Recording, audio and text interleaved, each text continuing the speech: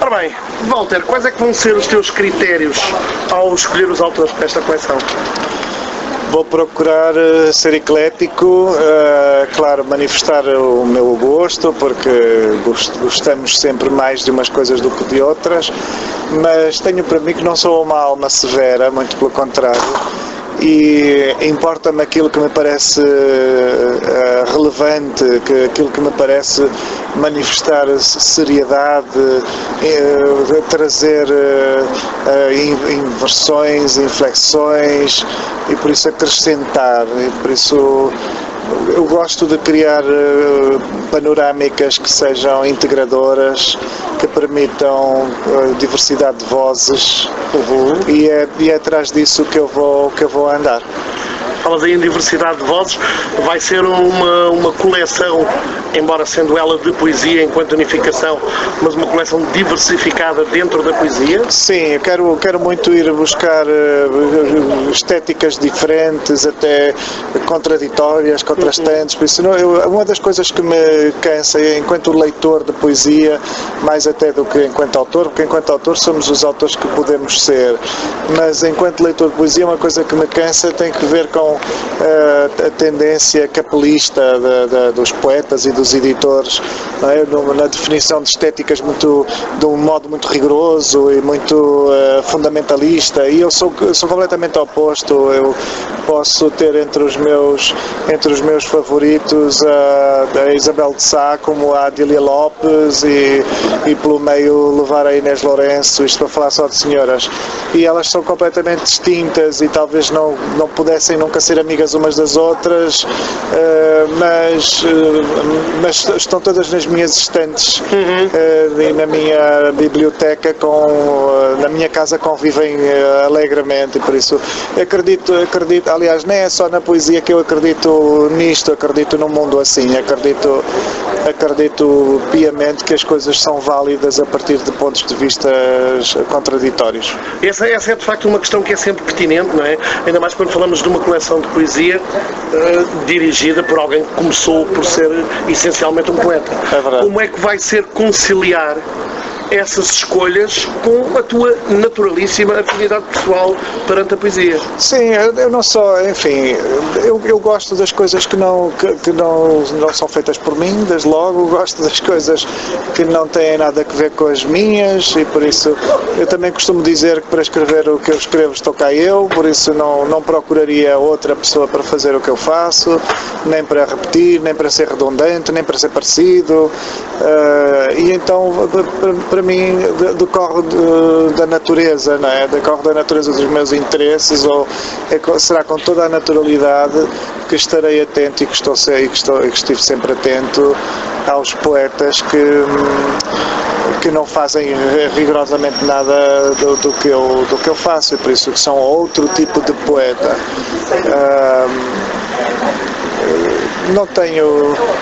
Não tenho complexos de tribo, nem tabus de tribo, não gosto de tribos. Acho que a melhor das tribos é que consegue ter um cromo de cada espécie. Estamos a falar de uma coleção de poesia de autores portugueses?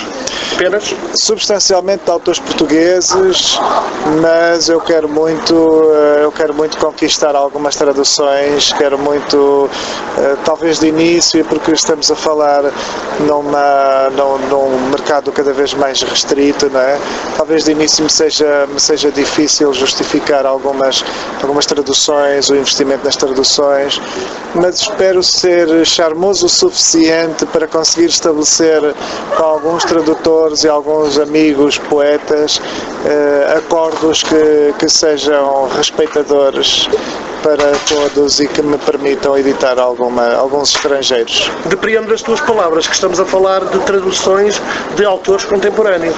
Sim, se calhar vai ser mais fácil começar por alguns clássicos que estejam livres nos direitos de autor, mas sim, quero muito chegar a alguns contemporâneos, a alguns fascínios que eu tenho por alguns poetas estrangeiros que nunca foram editados em Portugal, e por isso quero muito chegar lá. Falaste ainda na dimensão ainda que de modo aflorado, na dimensão de mercado, que obviamente começar uma coleção dentro de uma editora também o é.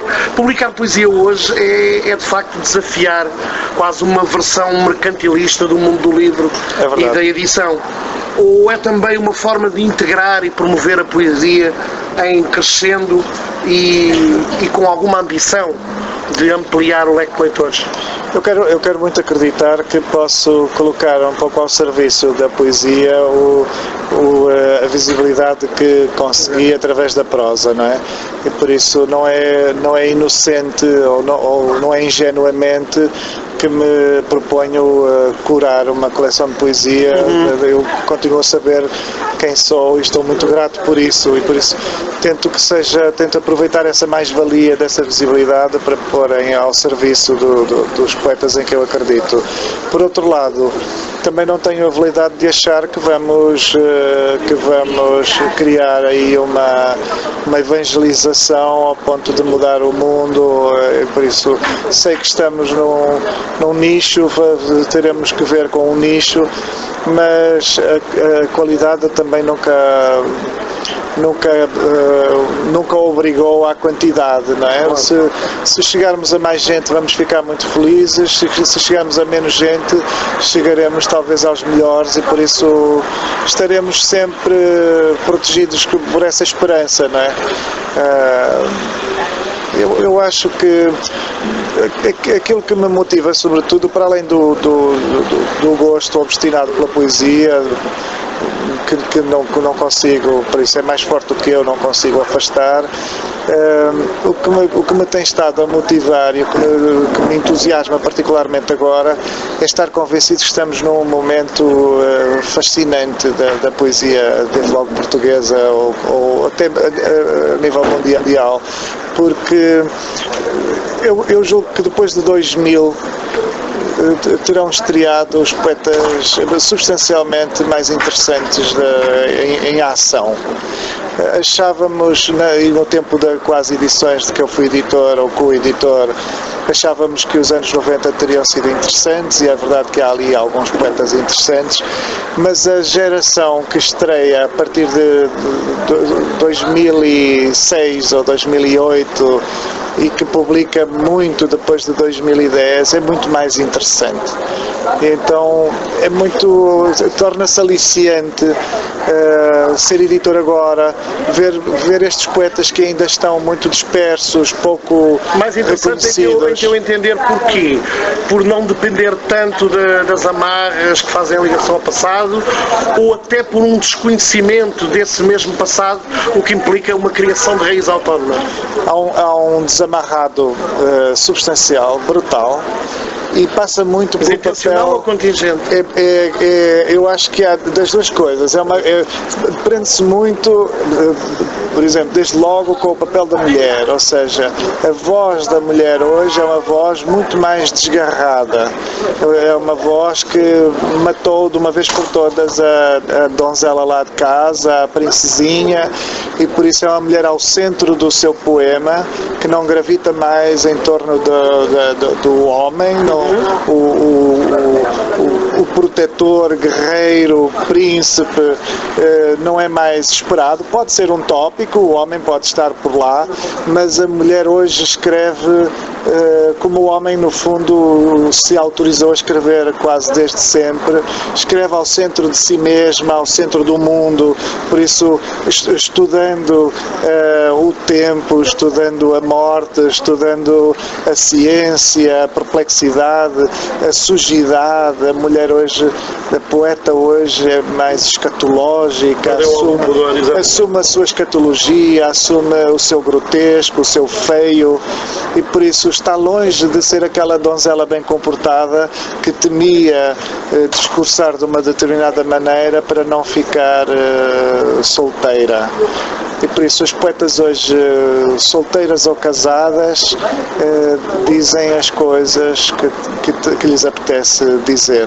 E acho que essa mudança, que tem que ver com todo este feminismo, estes movimentos de género que podem em alguns instantes tornar-se muito agressivos, mas esta mudança é fundamental, não é? É como se a mulher de uma vez por todas se colocasse numa posição que não pode permitir um regresso, um recuo, e por isso é possível criar agora uma panorâmica na poesia que é muito mais urgente, muito mais importante para o pensamento do que acontecia nos anos 90. Nos anos 90, na verdade, se pensarmos bem, fomos todos um pouco burgueses e a poesia, por mais angustiada que ela seja, até a sua natureza eventualmente depende da angústia, mas a poesia, por mais angustiada que fosse, era também um exercício que aqui e acolá acusava muito defeito burguês. Enfim, alguns poetas sobreviverão, e alguns poetas são bons, independentemente do tempo de merda que os assiste, mas hoje os poetas estão num tempo muito mais instigador. A contemporaneidade, o dia de hoje, 2019, é muito mais instigador e passamos por uns anos muito mais, responsabilizadores, e por isso encontro nesta geração, ao mesmo tempo que eventualmente o comum dos cidadãos, o comum dos jovens talvez seja um bocadinho mais banalizado e um bocadinho mais desinteressante, também é verdade que a fazer contraponto, não é? Na outra extremidade encontramos um cidadão novo muito mais embravecido, e essa dimensão brava é excepcional para a poesia. Deixemos agora um pouco os autores de parte e regressemos ao editor. Nomeadamente no âmbito da ficção, muitos dos grandes editores acabam por tornar-se importantes nessa atividade pelo trabalho que desenvolvem em parceria com os seus autores, um trabalho que implica uma intervenção dentro do corpo do texto. A verdadeira edição, não é? Exato. E no campo da poesia, como é que tu vês essa intervenção? Como é que tu verás, no teu caso, essa mesma intervenção? Sim, eu sou aquele tipo que pode sugerir tirar uns poemas. Mandar poemas não dá, não é? Porque não podemos jogar com aquilo que não está. A poesia é de uma subtileza tão grande que não é possível encomendar um poema e achar que vamos ser bem-sucedidos. Podemos propor, olha, talvez devesse, ou gostava que escrevesse um poema em homenagem à Sofia de Melo Breiner, enfim, mas sugere a alteração de um verso, por exemplo? Podemos sugerir a alteração de uma palavra, pode haver a retirada de um poema, a retirada de um verso, alguma coisa que possa, que o autor possa permitir e que um leitor possa parecer um pouco estranho, um pouco mais... Não é feio, porque o feio é bom. O feio é muito bom na poesia, eu pelo menos sou fascinado pela frialdade. Mas alguma coisa que de repente pareça mais falha, né? mais clichê, por exemplo. Clichê num poema pode ser um perigo, porque nem todos os poetas estão interessados no kitsch, por exemplo. Não é? Um poeta kitsch, tudo bem, pode usar até as parangonas publicitárias, mas quando existe essa intromissão, quando entendes que num poema há qualquer coisa que penetra como se fosse de facto mais do que improvável, como uma natureza completamente distinta que não está ali adequada, pode ser interessante avisar o poeta, ponderar e cortar um título, e encontrar um título mais interessante, mais poderoso. Essas coisas podem acontecer, mas é preciso ser muito cuidadoso, porque não podemos, não podemos fazer o poeta um poeta que ele não seja, não é? Nem podes tu ceder à tentação de te substituir ao teu autor em determinada parte. Exatamente, é porque nunca me interessaria. Voltamos ao início da conversa. Voltamos de alguma forma ao início da conversa. Sendo tu próprio poeta, que tipo de salvaguarda tens de ter ao intrometer-te, digamos assim, no texto de um autor que vais publicar? A primeira salvaguarda fica feita pelo genuíno interesse no estilo daquele poeta, no mundo daquele poeta, e por isso eu não trabalharia com alguém que não pudesse reconhecer como válido. Por isso não me interessa trabalhar com um poeta que eu tenha de fazer, não é? Não me interessa trabalhar com um livro que eu tenha a impressão de ter de o inventar para o defender, não é? Se o livro não for válido por si mesmo, não me vai interessar, não é? Porque para fazer os meus livros, então, não precisaria de convidar ninguém. E por isso essa é a primeira posição de consciência, digamos. E depois, de facto, assinalo a primeira linha de proteção. E depois assinalo apenas coisas que me pareçam mesmo, aliás, e nunca assinalei rigorosamente nada que perentoriamente assinalo uma coisa, normalmente adoto um discurso ou uma linguagem que vai no sentido talvez isto incomoda-me um pouco, eu não sei o que pensar sobre isto. Assinalo as coisas para que seja o próprio poeta a encontrar o caminho e sobretudo a refletir se aquilo lhe parece um incómodo ou se não tem problema nenhum. E se não tiver problema nenhum, está sanado. E o poema sairá, ou o livro sairá como o poeta entender. Eu acho que isso é que é glorioso no mundo da edição e desde logo no universo da poesia. O universo da poesia dificilmente é um universo de ingenuidade, não é? Os poetas normalmente aparecem muito convictos do que fazem, com uma força muito grande em relação àquilo que fazem, e por isso sejam mais coerentes, menos coerentes, sejam mais retumbantes, mais fascinantes, mais cotidianos, mais simples ou mais complexos, eles são o que têm de ser. E acaba por ser até um pouco confortável enquanto editor, porque na verdade eu não tenho de me preocupar demasiado, porque as virtudes e os defeitos de um poeta podem ser características fundamentais do seu próprio exatamente. Compreendo perfeitamente. Diz-me uma coisa, como é que tu olhas para a forma como a poesia está ou não presente em sala de aula, em ambiente escolar, não só a nível dos programas, mas na própria atitude dos professores, dos mediadores? Como é que olhas para todo esse universo e para as possibilidades em aberto, naturalmente? Enfim, a poesia vai estando presente, e é verdade que até mesmo nesta era da virtualidade, a poesia passa em mensagens, passa em imagens. É muito comum as pessoas partilharem figurinhas com frases, com versos, sem saber de quem são, atribuindo inclusive erroneamente. Há muitas coisas atribuídas a Fernando Pessoa que ele nunca escreveu, algumas até muito boas, que eu acho que o Fernando Pessoa adoraria ter escrito. E por isso essa presença, ela existe. A mim o que me entristece às vezes é a facilidade com que se deturbam as coisas, a leviandade com que se misturam coisas boas com coisas que são absolutamente inanimadas, que não têm interesse nenhum, e por isso com que se vai ao comezinho, àquele dizer que é um chavão e que se mistura e às vezes até se atribui ao Fernando Pessoa, prostituindo um bocadinho a poesia e o poeta. E acho que na conversa comum, às vezes nas escolas, o que me incomoda em algumas situações é uma certa visão mariquinhas que é deitada em cima da poesia. E eu não preciso de dizer que a poesia é para machos, porque não me interessa para quem ela seja, mas a poesia não é de facto uma forma de mariquice nenhuma. É uma arte do pensamento, é talvez a mais profunda forma de pensar. E por isso, para mim, ela está à altura dos que querem conhecer e dos que querem saber melhor, saber mais. Mas então entender o que é que se poderia fazer a nível do universo escolar para que houvesse essa visão sobre a poesia? Usar a poesia como ciência. Usar a poesia como ciência porque ela é uma forma de sapiência, é uma forma de conhecimento, ela explica constantemente, nos explica ao mundo.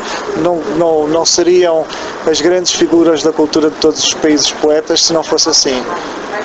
Não teríamos como grande rosto de Portugal o Camões e como grande rosto depois do Camões o Fernando Pessoa se não fosse a poesia uma forma de conhecimento e de identidade de um povo.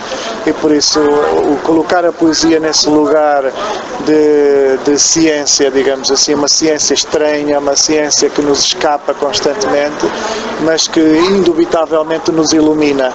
Por isso, longe de ser um adorno, longe de ser um enfeite para encantar donzelas, até porque as donzelas hoje estão muito desinteressadas em serem tratadas enquanto tal. Voltamos à conversa da há pouco. Exatamente, e por isso, longe disso, a poesia precisa ser tratada como uma forma de conhecer o mundo e de pensar o mundo, e por isso, como um instrumento de lucidez.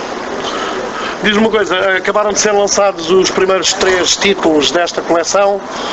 Há alguma coisa que esteja na calha e que possas adiantar? Acabaram de ser lançados 4 títulos.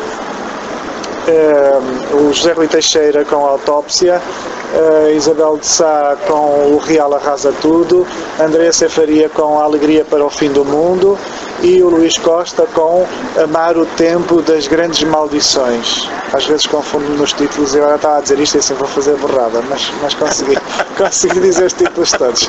São enormes ainda por cima, hoje em dia. Mas seguiremos agora. É a vantagem de estarmos a fazer esta entrevista descontraídamente numa esplanada à beira-mar durante as correntes escritas e não num estúdio com 300 papéis e apontamentos à frente. E a atrapalhar. Essa é a vantagem. Mas vamos seguir agora com a obra poética completa do Artur de Cruzeiro Seixas, que é um autor com quem eu trabalhei no tempo da Quasi. Editamos 3 volumes na Quasi, ficou um 4º volume inédito e por isso o que vai acontecer agora é que editaremos os 3 volumes, colocaremos nas livrarias os 3 volumes que foram dados à estampa há cerca de 17 anos e o 4º volume que até hoje ficou guardado na gaveta e por isso é imediatamente a seguir. Depois quero fazer a recolha da poesia do João Habitualmente, que é um poeta do Porto, menos conhecido talvez no resto do país, mas é um poeta muito querido no Porto, muito até uma espécie de muito querido de todo aquele universo do Pinguim e das segundas-feiras do Pinguim e por isso exatamente. É um poeta, tem uma certa rockstar da poesia portuense, com uns poemas um bocadinho malandros. Não resisto a perguntar-te, reeditar o Joaquim Castro Caldas está no teu horizonte? Está no meu horizonte, sim senhor, já estou a trabalhar nisso, era um dos livros de que eu não falaria já, mas porque eventualmente só sai para o ano, mas sim, estou neste momento estamos a digitar os poemas do Joaquim, estou neste momento a trabalhar com uma série de inéditos e por isso a recolher inéditos. Então antes de mais é caso para dizer que convém avisar os ingleses. Convém avisar toda a gente porque o Joaquim vai voltar às livrarias. Foi um gosto, Walter, obrigado. Obrigado.